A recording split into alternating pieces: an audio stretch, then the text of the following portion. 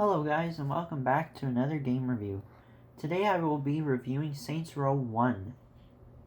So, the first Saints Row game was played on the Xbox One X.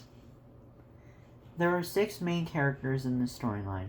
I'm going to keep out the key members of the game just because they did not have enough screen time for me to say that they were main characters. The 6 main characters were named Dex, Julius, Johnny Gat, Troy, Lynn, and the Playa. You play as the Playa, or also named the protagonist. The story centers around the protagonist taking out 3 main gangs, the Vice Kings, the Los Carneles, and the West Side Rollers. The West Side Rollers and the Los Carneles did not have a good enough story in my opinion. They went through the story way too fast, and there were some parts of the game that just did not make sense. The Vice Kings, on the other hand, had a better story in my opinion. I won't go too much into the story because I don't want to spoil it for anyone who has not played it yet. The story was incredibly easy to follow, so don't worry about getting too confused with the storyline. The next thing I'm about to say will be a spoiler, but in my opinion is not a major spoiler. In the end, we find out Troy was an undercover cop, which to me, they put in at the last second, and every once in a while, there was a hint of him being a cop, but it never had a major impact on the main story as far as I know. The voice acting was very, very well done for its time. It did sound like sometimes the voice actors may have been too close to the microphone, because sometimes they sounded muffled. In my opinion, the voice acting kind of resembles older movies, and I like that. There are several radio stations in the game that you can listen to while driving a car. The music genres range from electronic music to rock music and hip-hop. Because the game was made a long time ago, a lot of the music is very nostalgic. Sometimes if you're in a vehicle for a long time and you're at full speed, sometimes there's a glitch where you can't hear the car driving at all, and it can actually be very distracting. A little feature that I like about the game is sometimes if you're playing in missions that's a bit crazy, a funny song will come up on the radio. I like this because it adds a bit of humor to the game. The graphics are very old school, but the reason for this is because it was an old game for the Xbox 360. The graphics still hold up though, and of course many things don't look as realistic as they do now, but the one thing I did notice that looked pretty real was fire. Surprisingly enough, a lot of things were very, very clear. I don't know if this was because I was playing on the Xbox One X, or did the game just look like that. The draw distance wasn't very good, but you have to remember that this game was made like 15 years ago, so of course it wasn't as good. Sometimes I did notice that the frames would drop, but not very often. I only had one significant frame drop, but that was about it. The controls were very easy to figure out, and you can change the controls to suit your needs, but you can only have certain presets that come with the game. You cannot edit specific buttons to do specific things. You have to deal with what the game offers you. Shooting controls were pretty good for its time.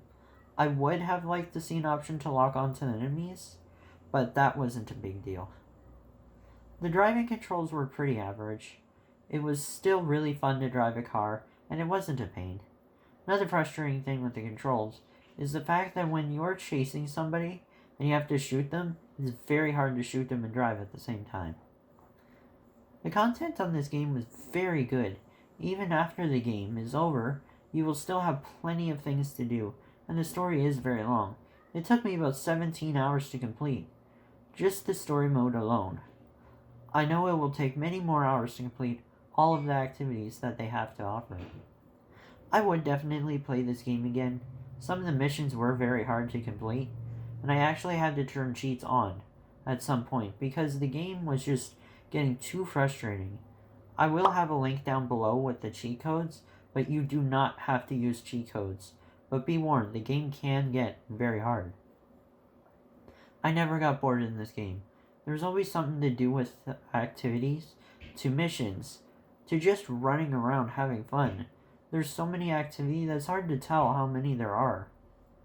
So, My opinion on this game is that you should definitely get it, especially nowadays because it's probably really cheap.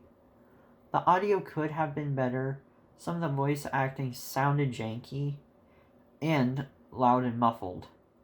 The things they could have done better is more on the sound design than anything else. I didn't know what their budget was for the game, but they could have tried to make the sound a bit more clear, and to make sure that the sounds of the cars were always going to work. Besides those little problems, this game was almost perfect, and I would definitely recommend playing this game to you and many of my friends. The best part of the game is, in my opinion, the overall game itself not feeling like a Grand Theft Auto game. I know a lot of people compare Saints Row to Grand Theft Auto, but to me, Saints Row feels completely different, and that's what I like a lot about this game. There is a lot to go through with the gameplay, and these are the reasons why this game is so playable, even after finishing the main missions. In order to complete missions, you need to earn something called respect. And in order to earn respect, you have to play activities like insurance fraud, races, and mayhem. Another way to earn more respect is to customize your clothing. There are a lot of different types of clothing you can buy in this game, and some clothing depending on the price will earn you a bonus respect percentage. There is car customization. You can change things from the bumpers to the colors to even the hoods and spoilers. You can also earn respect by taking over strongholds, but you need to have at least 1 bar of respect in order to take over a stronghold. But you can earn respect taking over strongholds by taking out all the gang members. When you first get into the game, you have the option to create your own character. For this time, creating your own character was really cool to have. You can change things from different hairstyles, skin colors, and different types of facial features. The only thing you can't change is your gender. You can also buy firearms and melee weapons. These do not increase your respect or anything. It just makes it easier to play the game. The one thing I do like about the game is the funny names for certain stores.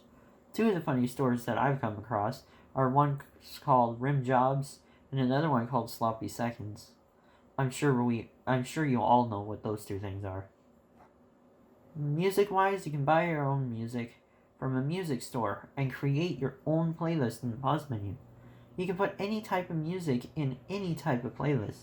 You can even name the playlist yourself. Another customization option for your character is tattoos. And yes, with tattoos, you can get bonus respect for the type of tattoos you get.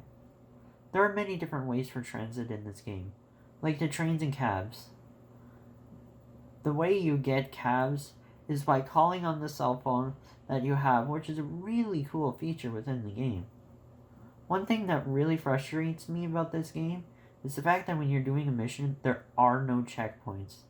So if you die, you have to restart the entire mission. And this can get very frustrating, especially if you're very close to finishing the mission. There is also a statistics menu within the pause menu, but I wouldn't go to the statistics part because it does not have reliable information. With every review, I will give a rating, the number out of 100. So, I give Saints Row 1 an 85 out of 100. I'm getting this rating because all around it was an incredible game. There were many things to do, including after you're done with the main storyline. You can do many things from activities, to pimping out your car, to just causing chaos in the city. There are some negatives, like having to restart an entire mission if you failed, or the sound cutting out every once in a while, but otherwise, a very good game.